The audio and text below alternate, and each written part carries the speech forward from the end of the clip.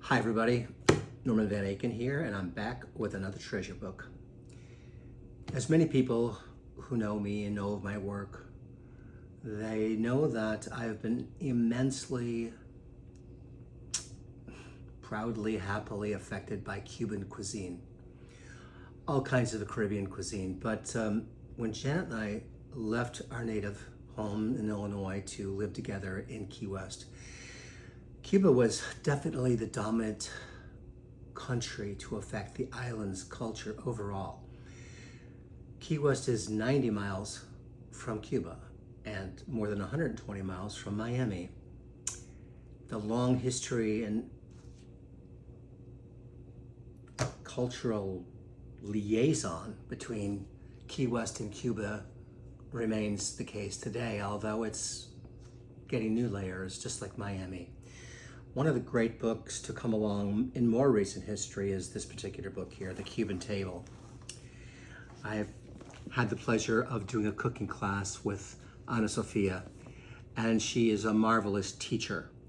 If you are interested, whether you're Cuban, partially Cuban or not, if you want to know about Cuban food and Cuban flavors and how to cook Cuban food, her book is tremendous.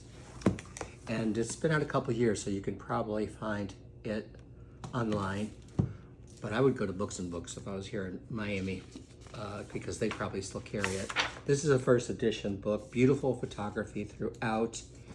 Ellen Silverman did the photography, St. Martin's Press. I love this inscription that Ana Sofia has here. She dedicates this book in part to my grandparents who had to leave it all so that I could have it all. And this is the story of so many people who escaped the despotism of the government situation in Cuba starting in the 60s. The foreword, written by the fantastic Maricel Presilla. Maricel is a friend. I've known her for years. She has been sweet and kind, and she's also been incredibly educational to me. She's a historian and a cookbook author of the first rate. Her Gran Cocina Latina is a book that you want on your library too. And she speaks so well. I wish you could meet her right now. A quiet clarity suffuses the pages of this book, and an inexorable truth is told on every page. There is no single Cuban table, but many straddling the Florida Straits, scattered across the globe and built on memory fragments of what once was when we were all one people, living together on a crocodile-shaped Caribbean island. She's poetic. This book is an amalgam of life in Cuba as it was, and life and remains, and life in Miami too. Again, it is done in homage. Like beehives scattered across the Miami landscape, Cuban bakeries and cafes operate out of ventanitas, which are the little windows that are so popular, especially in from Miami down to Key West. This is where I first was experiencing Cuban food, was oftentimes in a laundromat. The ventanita would be to the outside, open to the street, like the famous M&M laundromat and others. The Bicentennial Cafe, the old conchs will know what I'm talking about here. Conchs being the word that's used for the people born and raised in Key West, or have lived there long enough. That's called a freshwater conch. Pastelitos de guayaba.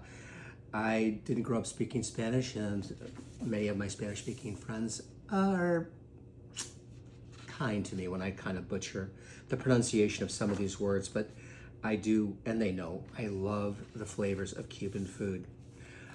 Marmalada de mango. The devotion to tropical fruits and tubers is something that is unlike almost anything you ever see in other cultures. Not a tremendous amount of vegetables, I would say, are raised in Cuba, and nor in most of South Florida. There are some great exceptions, the Redland area in particular. But fruits, second to none.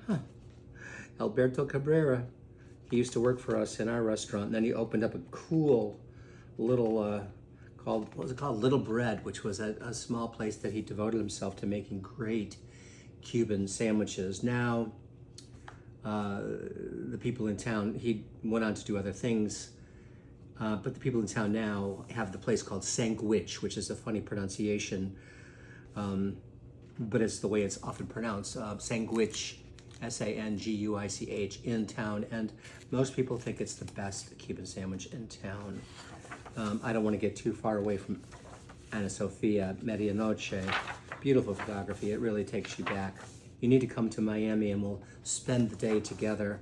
I must have tape in here for some reason. What reason do I have? Oh, I think it's the beautiful expression on this young girl's face. This is the kind of humanistic photography that appears throughout this book.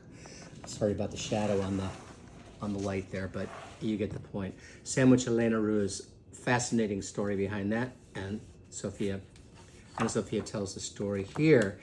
Most people will look for the Cuban sandwich when they're thinking of Cuban food and things that they want to learn, but pan con minuta is the breaded fish sandwich that is also extremely popular, fishing being gigantic from Cuba, 2 Keys, all of the Keys, and to Miami.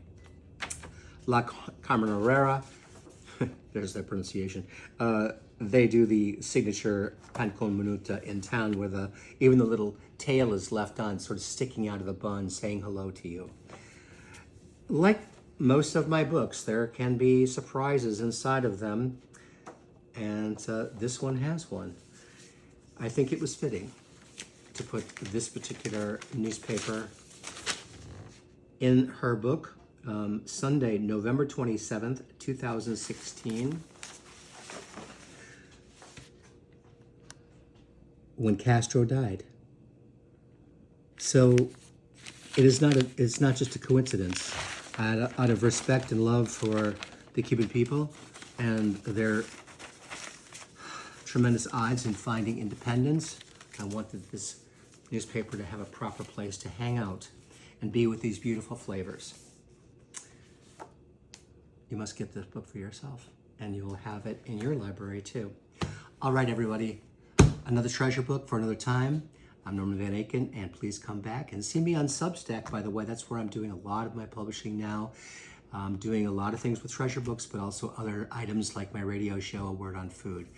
Check me out, Norman Van Aken. Number 1 is after my name. I'll see you there. Until next time, adios.